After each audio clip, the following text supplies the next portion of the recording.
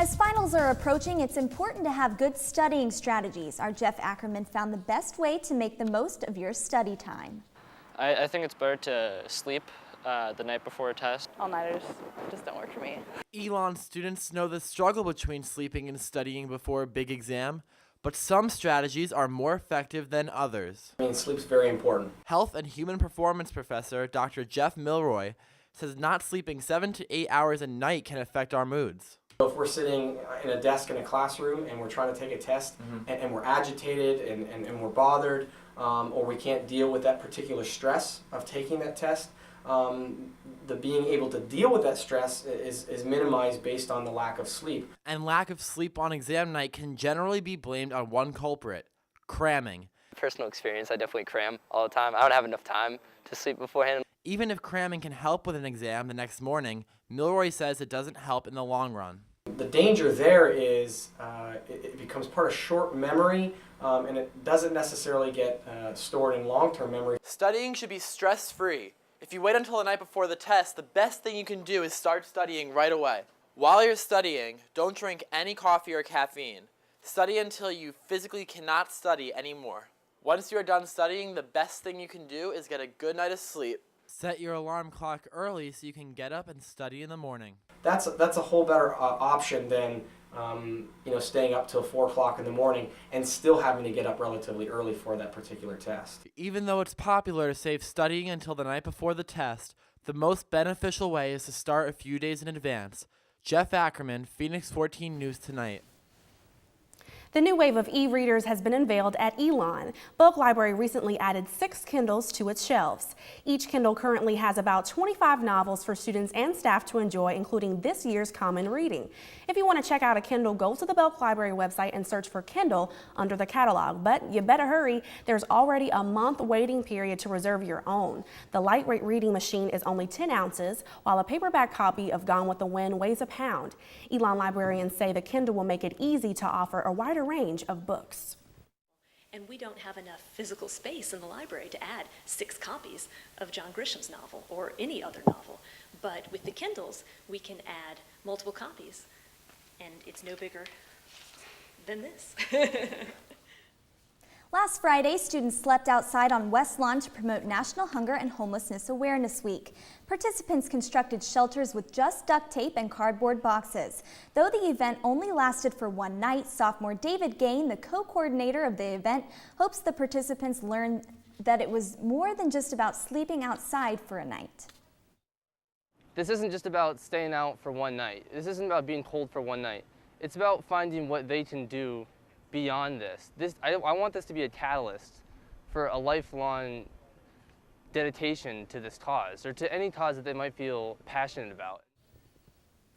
Thousands of fans across the nation showed up at their local movie theaters Thursday night to see the beginning of the end of the Harry Potter series. The 7th movie matches the title of the 7th book, The Deathly Hallows. Unlike earlier Harry Potter movies, The Deathly Hallows is broken up into 2 parts. Part 1 of the final Harry Potter movie met mixed reviews from critics who said that it was the darkest movie so far. They also said because the book has been split into 2 movies, there was a lot more focus on the details than in the previous movies. Here's a glimpse of what local viewers thought about the movie. I loved it. I can't wait for the second. I have to tell the truth, I cried. Voldemort wins! It's over! Now let's take a look at what's going on in the Triad tonight. Last week, we reported a potential recount in the tight race for Alamance County District Attorney. The results are in, and Democrat Pat Nadolski was named the District Attorney. It has been a tight race throughout the campaign. Nadolski says it has been a hard one and a difficult one. After the recount, Nadolski beat out his opponent Robert Sharp by just 6 votes.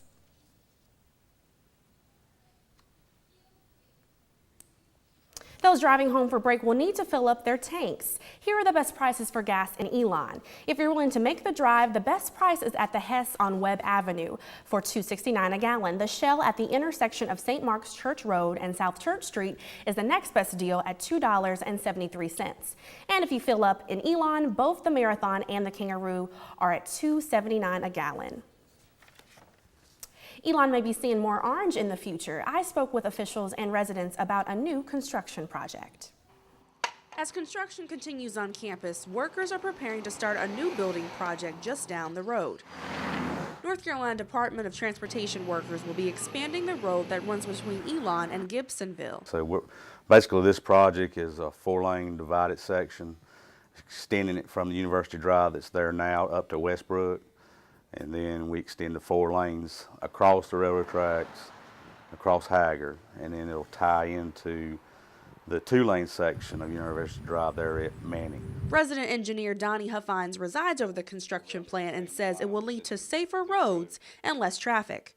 So that flow and that connectivity there will make it a lot easier for travelers getting to the north side of the county. Although the Cook Road expansion means extra convenience for drivers, it does come with a cost for local residents like Beatrice Sellers, who will lose part of her yard and even more of her privacy. I can deal with it. I'm not happy about it, but what I'm really upset about is that Department of Transportation told me that my property is going to be devalued.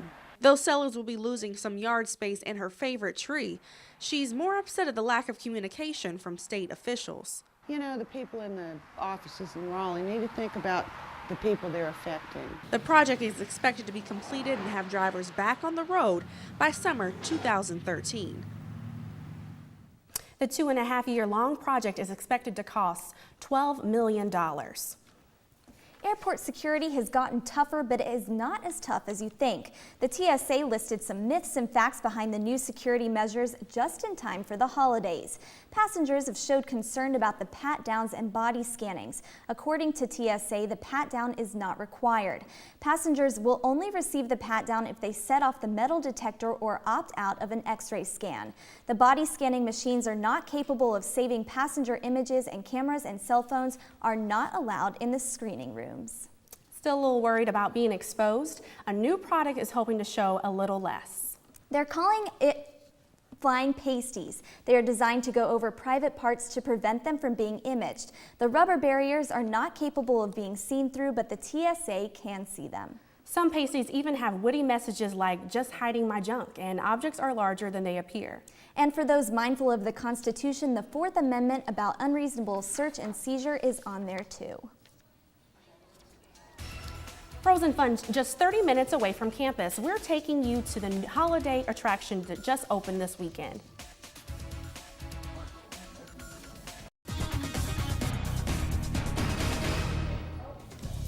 It's still November, but people in the Triad can already enjoy some frosty fun outside. Our Sophie Nielsen-Colding took a glide into downtown Greensboro for the opening of an outdoor ice rink. Threes. There you go. The Winterfest outdoor ice skating rink had its grand opening on Saturday, but skaters have been enjoying the ice rink since its soft open Wednesday. Okay, she likes it. Watching her niece skate, Ruby Harrison is happy to have one more holiday activity. It will give the children something to do, especially around Christmas time. I'm here at the Winterfest outdoor skate rink. The skies are sunny and it's so warm out that I don't even need a coat, but the ice beneath my feet is still frozen. And if you were wondering how they keep it so cold, If you look over there, that's a 17,000-pound chiller. Elijah Lovejoy is in charge of the project. He said that the chiller pumps a frozen substance into tubes under the rink, keeping the 3 to 4 inches of ice from melting. As for other weather problems, Rain's not too bad. It actually rained right the day before we opened, just a little bit, and it actually made ice for us. that was a good thing for one skater who has already made the rink a special place. And then we put their favorite song on the speakers and played it, and he went out and proposed to her, and they danced for the whole song while everybody watching and clapping. The rink is open to everybody, from the experienced to those who are still learning. Sophie Nielsen-Colding, Phoenix 14 News. The rink is open now until January 22nd, and 90 minutes on the ice costs $80, which includes some skates. Also, tonight is student discount night, so bring your ID and skate for $6. The outdoor rink is on Davie Street in Greensboro, next to the Downtown Cultural Center. The youngest cheerleading squad ever in Rudd Stadium. Find out more about these little cheerleaders after the break.